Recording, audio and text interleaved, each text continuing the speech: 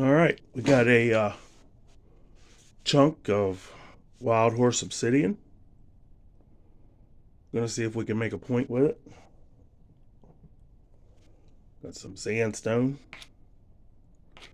Generally the best thing to work this with.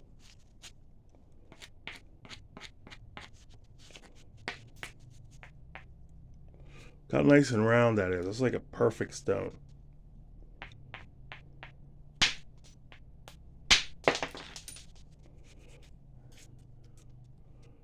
There we go. Good flake. And we're nice and flat on one side, and we got humps on the other.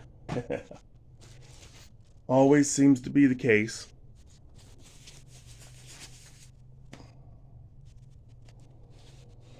Let's start out. Let's see what we can do.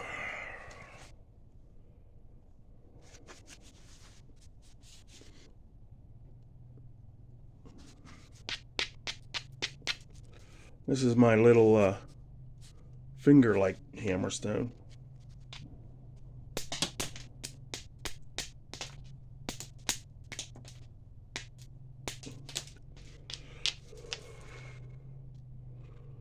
Flaking pretty nice.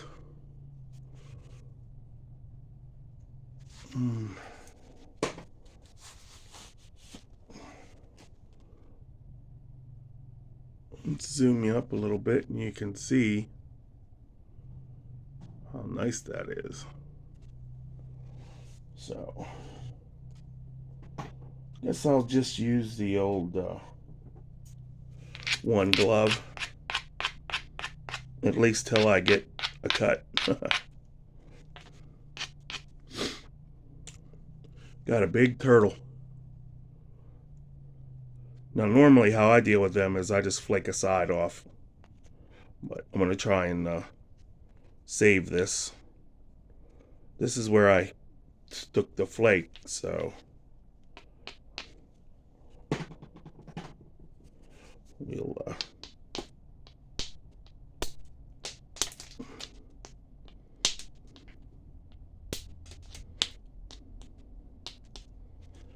make a nice little platform.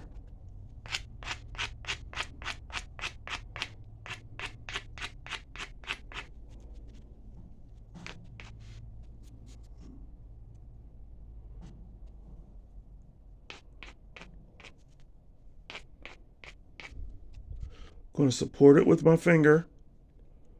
Hopefully I can hit this and take this whole big ridge off. It'll probably step though.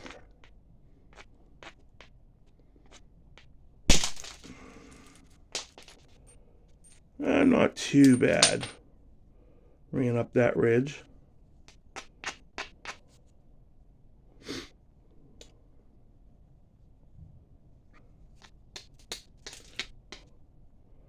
Take these crunchy ends off.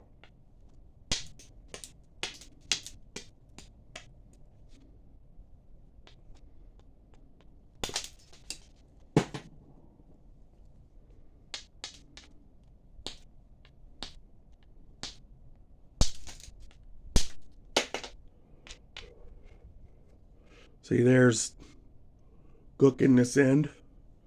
So I might work a little bit to get me closer over here. Get my flake pattern on this side. And then I won't have to deal with it anymore.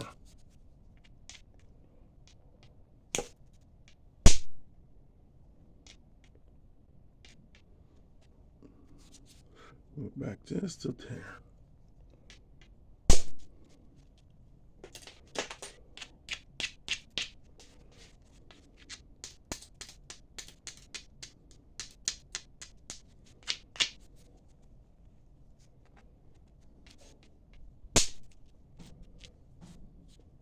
That took more than I wanted.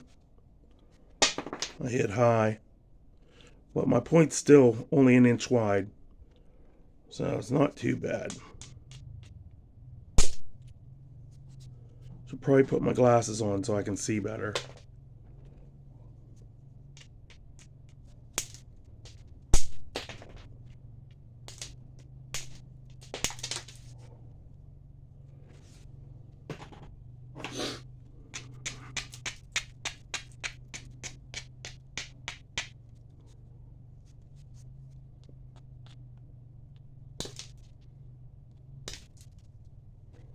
like that little one better.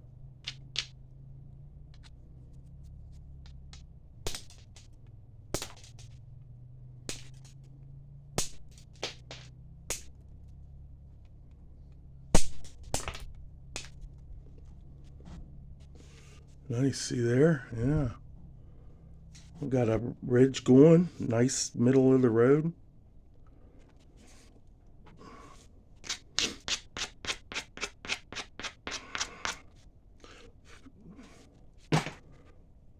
This wild horse is kind of harder than a lot of obsidian. It wants to eat my hammerstone.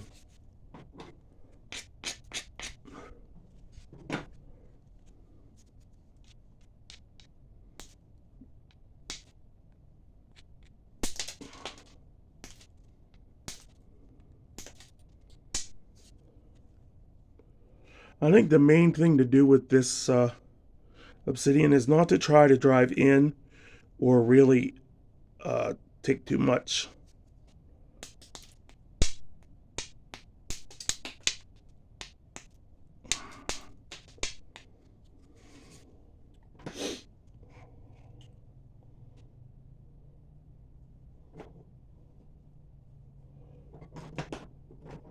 My sandstone abrader's too soft. It'll get ate up. So.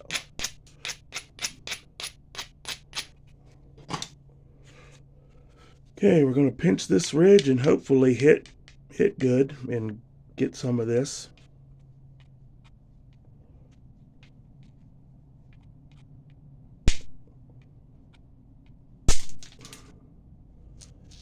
Nice. See, I didn't try to hit in. I just hit down, and it hooked that right up. I mean,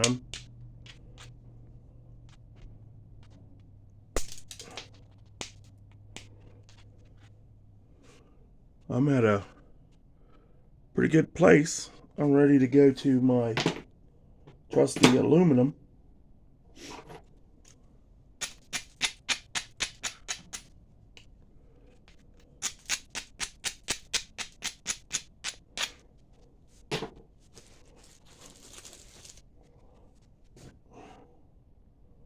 I did buy some antler to make a antler indirect. I just haven't got around to it yet, and I don't know that I will. I mean, I kind of just like using the aluminum and save my antler for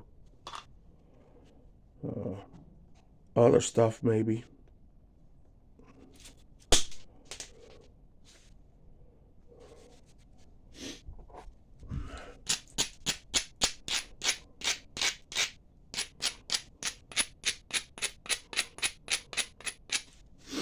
Maybe over just a little bit here.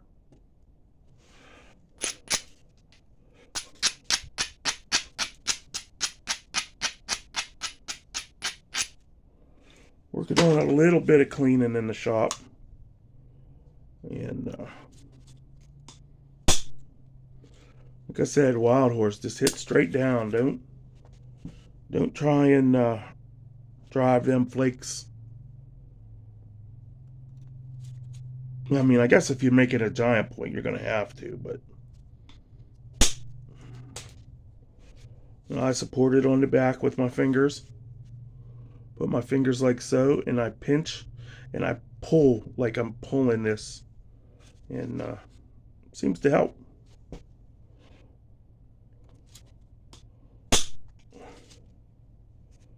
Keep me from getting too many hinges. Which this stuff really likes to do. See, and if you try to run, like if I would have hit that harder, it would have just stepped, or it would have turned in and cracked in half.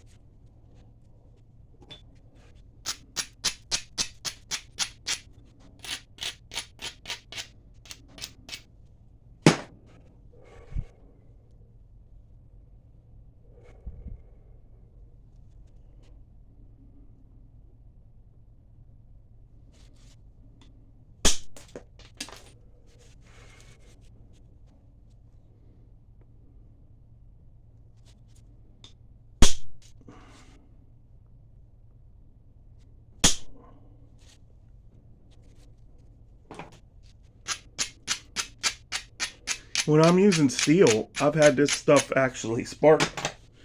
You know, the steel spark from it, which is just amazing.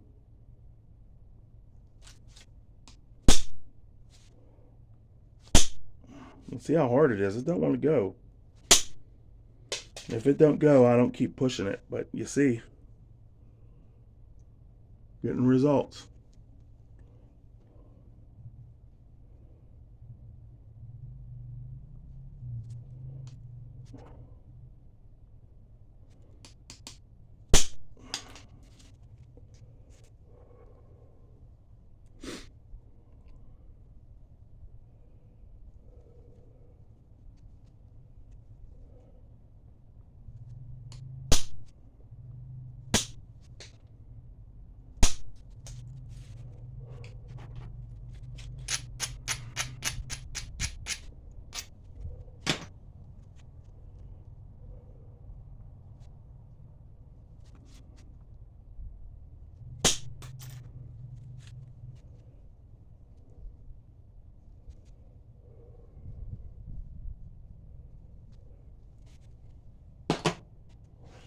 Oh, where did I put glasses?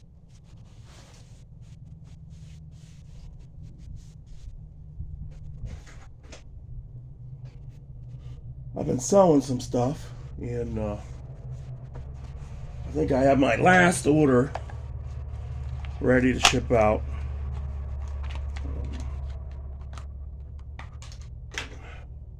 Get that this week. There, it helps if I can see better now. Do a little bit of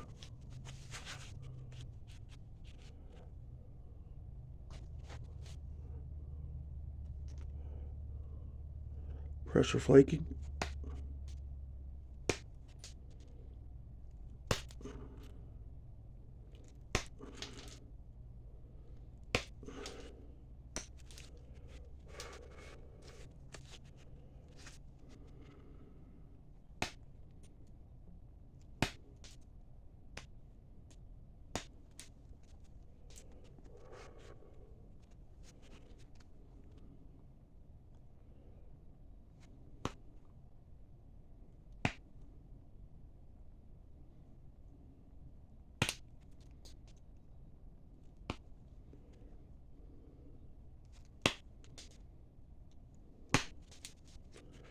Hey, I like this obsidian, but my buddy that I used to be able to get it from, I can't get it anymore, so I have to use all the pieces as best I can,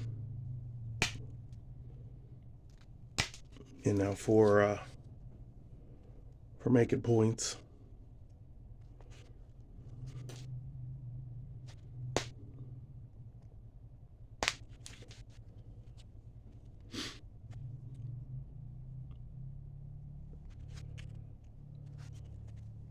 Which means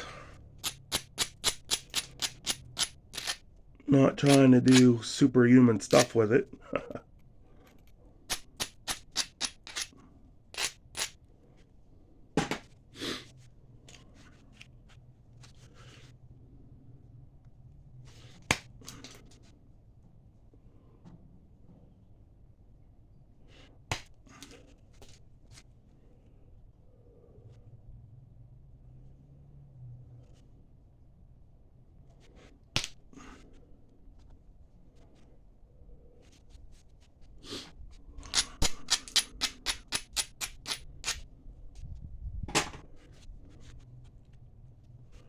I took my closer down so I could enjoy the spring weather and not feel trapped in the old shed.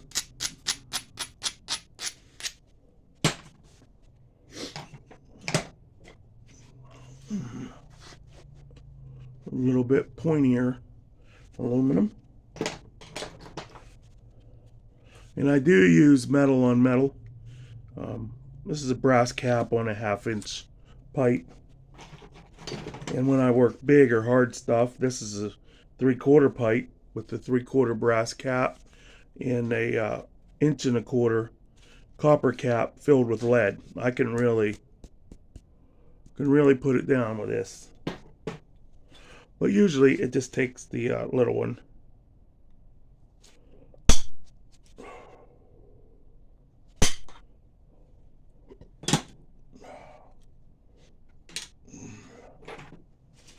That's the thing. This stuff is slippery. And it tries to make you hit it too hard.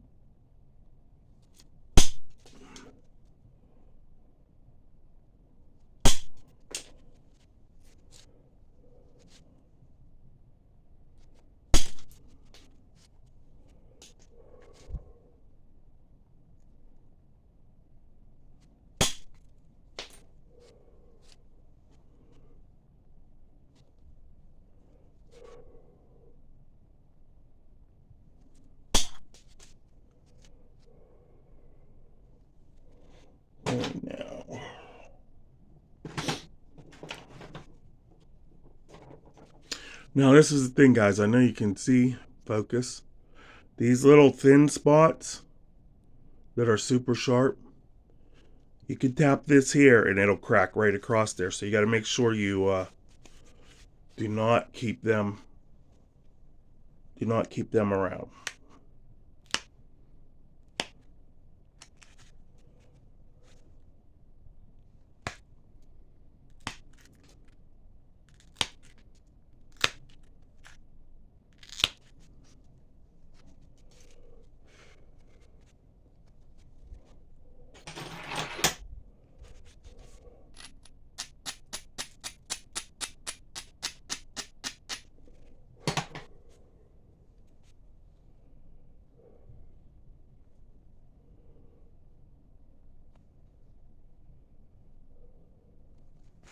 I'm going to work this tip because it's kind of clunky now.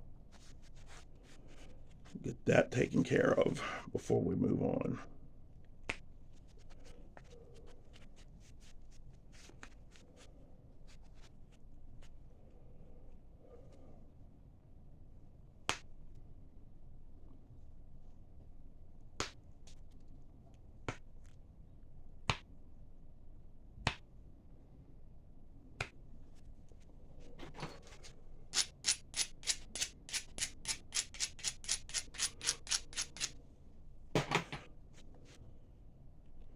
Just enough of braiding to give me something to grip. I almost feel like I should bring a pull cue out just to chalk it up.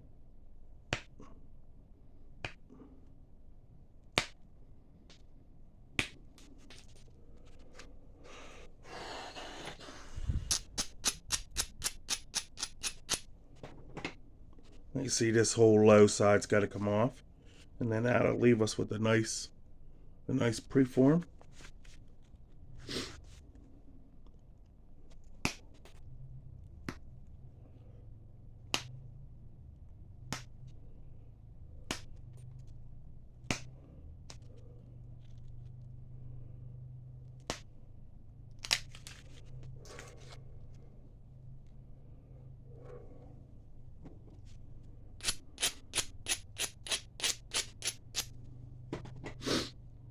I'm going to take a couple right in the middle.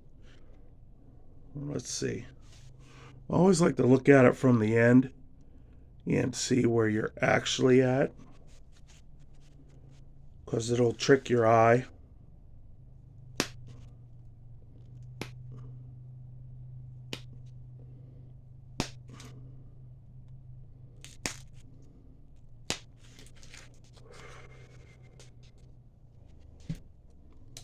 See, I was thinking this was real low, but actually this is real high. So if you look down at my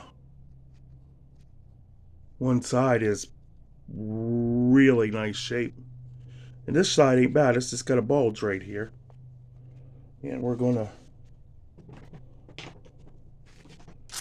Make sure we get rid of all the sharp edges.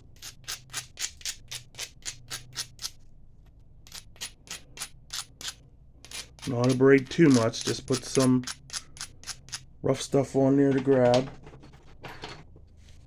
Pinch the piece.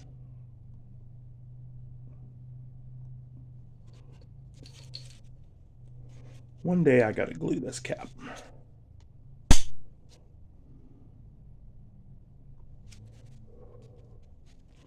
Now I'm in the middle, so I grind that rough edge out every time.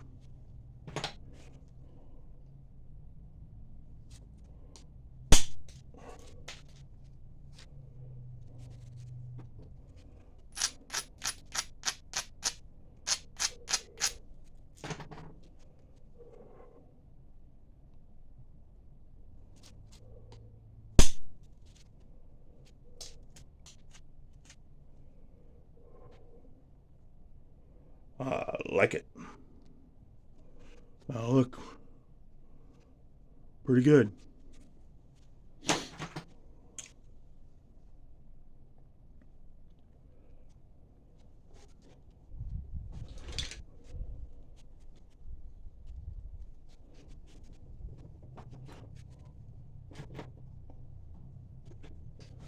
I'll do some pressure flaking and see where I'm at. This tip is still a little rough looking.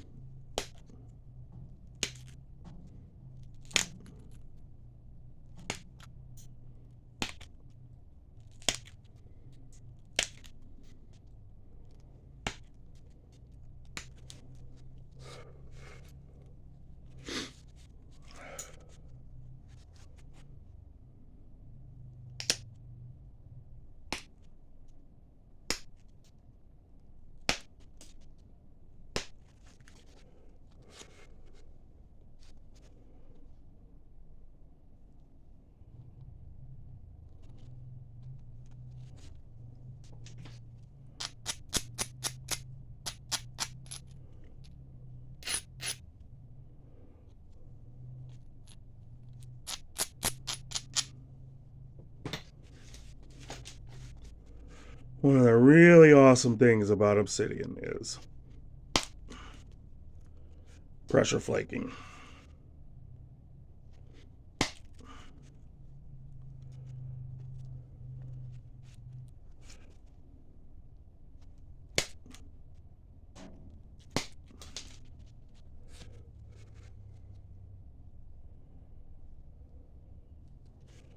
Doesn't kill your wrist.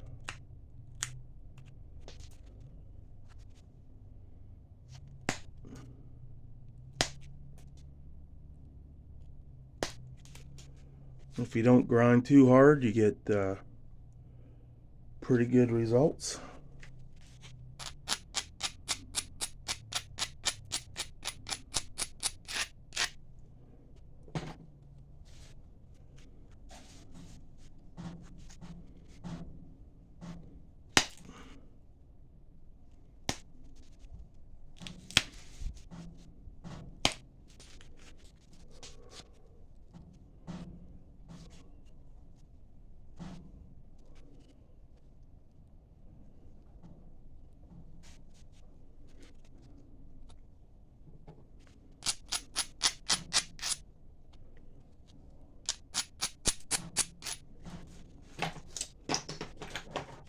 Now, one thing I got to make sure of, I got to be an inch, well, 3/4 of an inch wide in West Virginia. So, oh, I got plenty of room. Let's see where we're at right now. 1 3/16.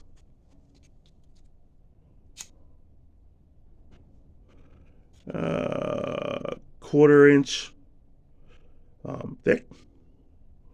So we're 5-to-1. You know, that's good enough. I just have to make it so it'll be it's a little too big for me. That would be a more a dark point than a narrow point. I like to be an inch wide and about 1.5 inches or 2 long. Let's see how long it is.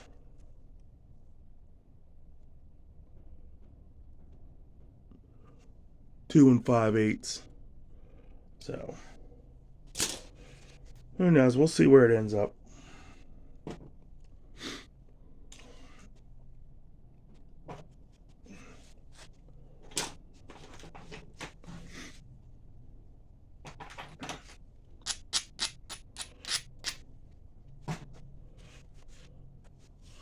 I tend to leave my obsidian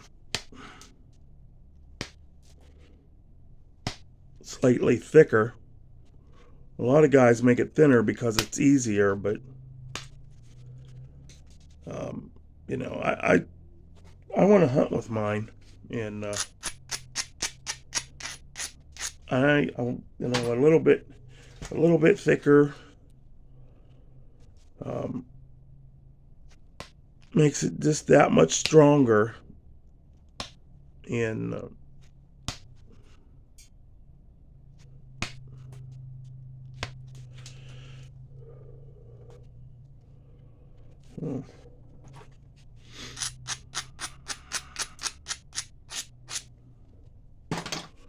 even if you you know,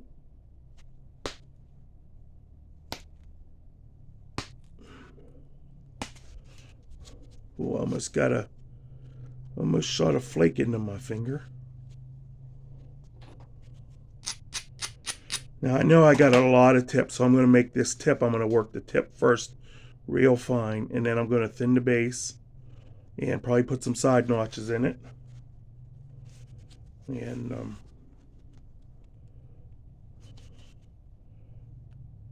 I mean, it's nice that it's a lot bigger because it gives me room to make a mistake.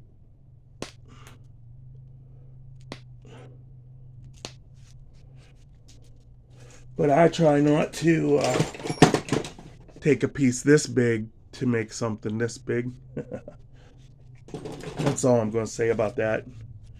You know, I try to, you know, use the smallest piece I can to make the biggest point I can. And just so it's adequate for hunting. Sharp, you know, pointy, well made.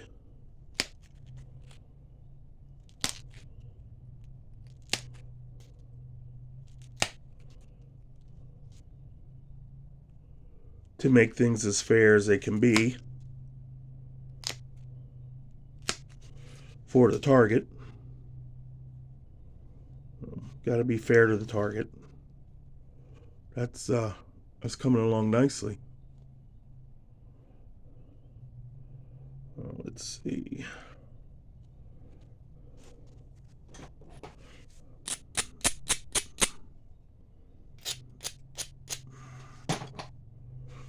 No curve in it.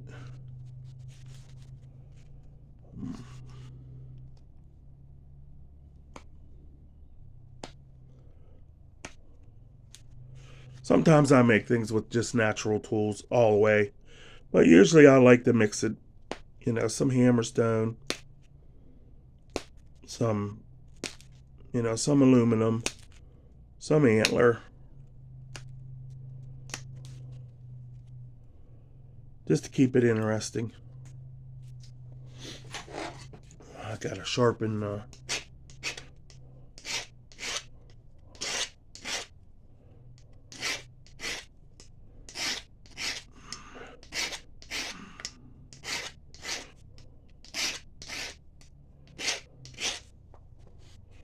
pretty much done with the indirect, so that didn't last long.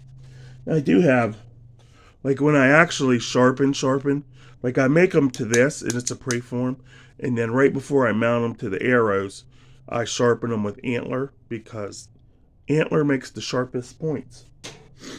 Sharper than copper will ever be. Easier. I mean, I'm sure there's guys that are, you know, cranking out, you know, copper points that are super sharp, but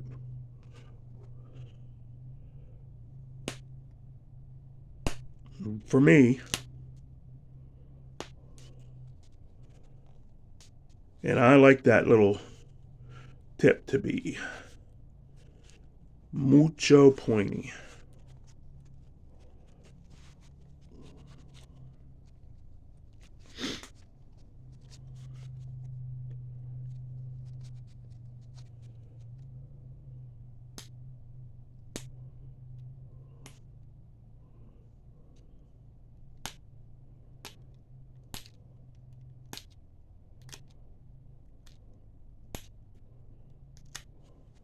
And if it's a little bit bigger than my normal size, it don't really matter. I shoot depending what day of the week or whatever, 45 to 50 pound bow, 10 to 15 yards.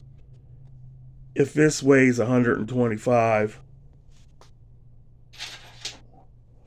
and this one weighs 100, it's not really going to make a difference. Now if I was shooting 25 or 30 yards, yeah, it would cause me some issues.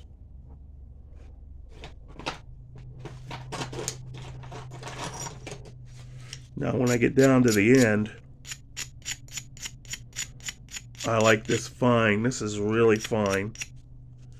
And it makes a good strong deal without, I just knocked a little bit off the tip.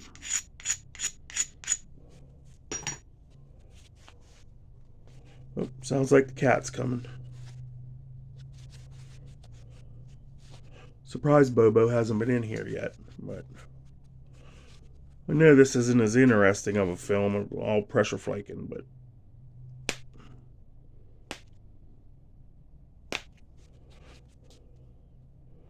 you want to see somebody napping good stuff, you gotta watch Dak Crafty or Brad Moore or Flint Napping Tips,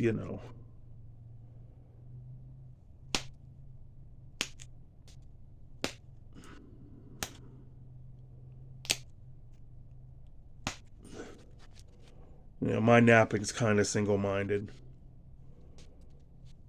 I don't know when. Some say, "Oh, it's good enough," and when I say good enough, I really mean it.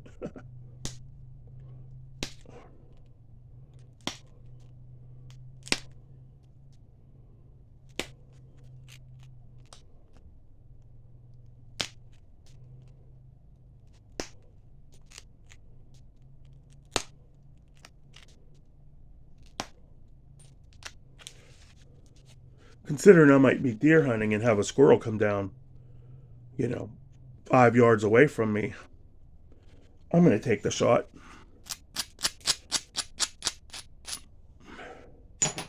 I'd rather have my small game point in, but by the time you change arrows and all that, that opportunity's gone.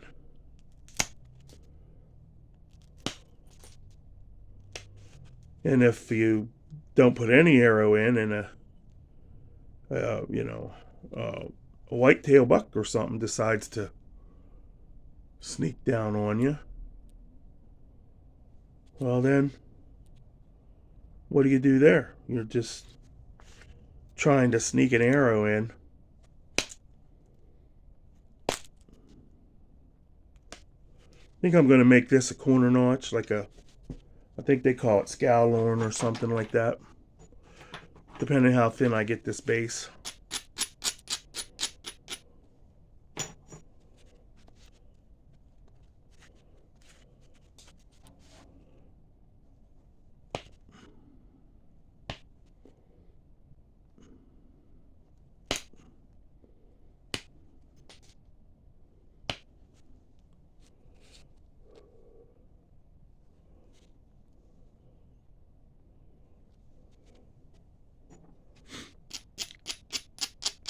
Now, if this was the Turt, I would just use the indirect, but if I hit this with the indirect, there's a good chance with this Wildhorse that it'll roll in.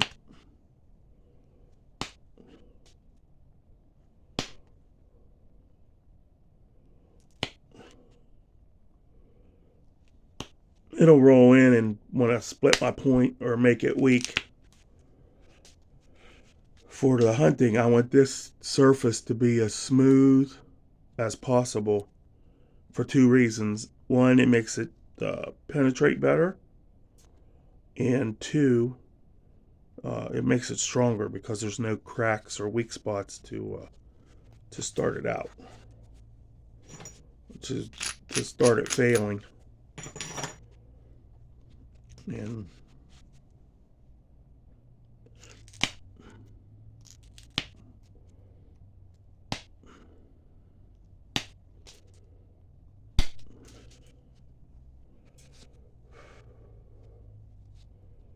okay, let's see where we're at. I still might just go with the side knot.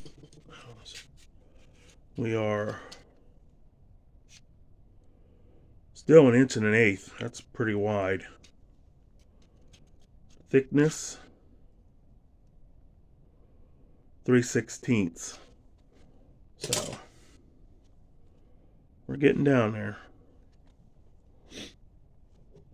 Now, generally, my arrows, the foreshaft I use on my arrows are like 3/8 at the tip. So you see, at this thickness, it will be easy to half just how it is. You know, I could go all the way down to a 5/16 arrow shaft in the front, and it would be fine.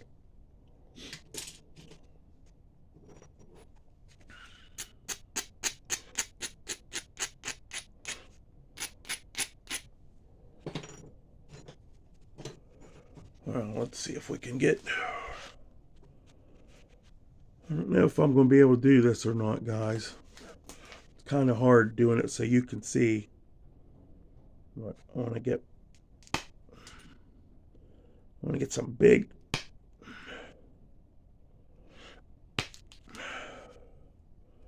Yeah, we got some good thinning flakes there. And we're going to turn it over.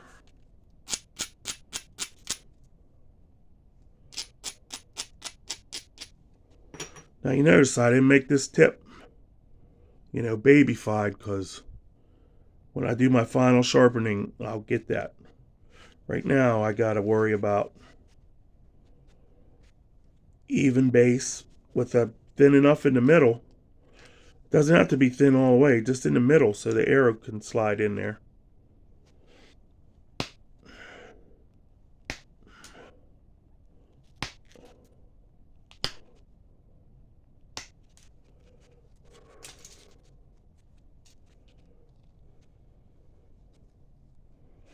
Okay, now we're kind of wonky, so we're going to even this bottom up.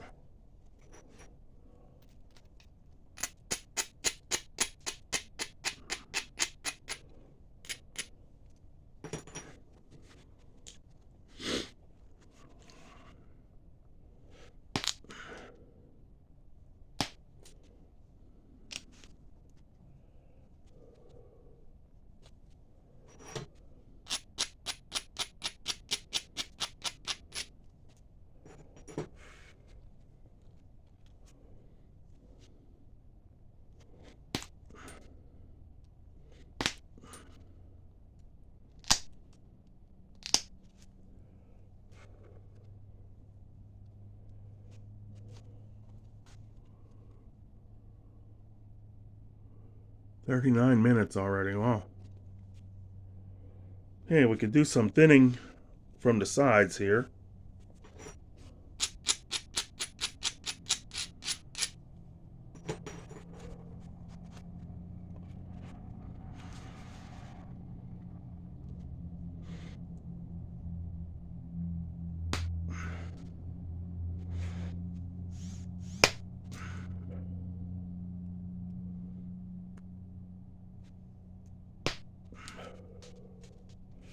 Nice flex.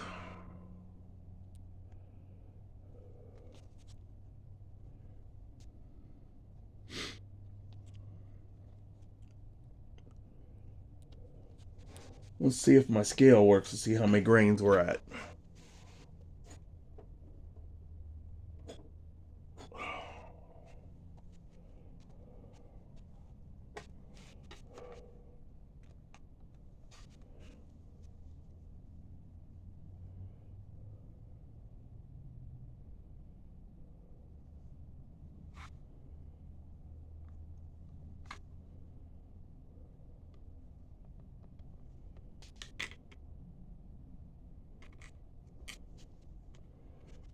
What's going on with you?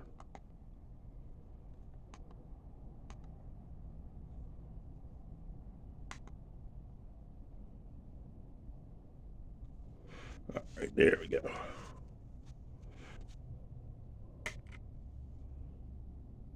Oh, grams.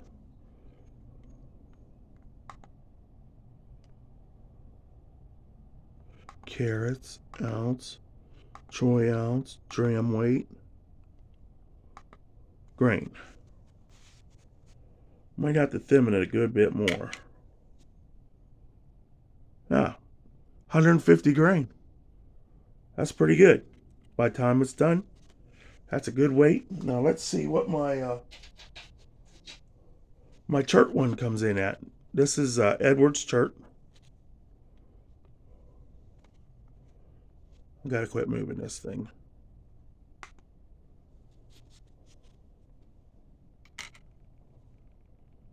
$112. That's not too bad. This is a lot bigger.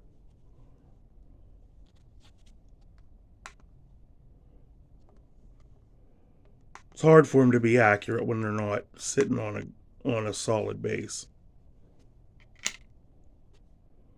142. 30 grains. That's not too bad. And then if we look at the size,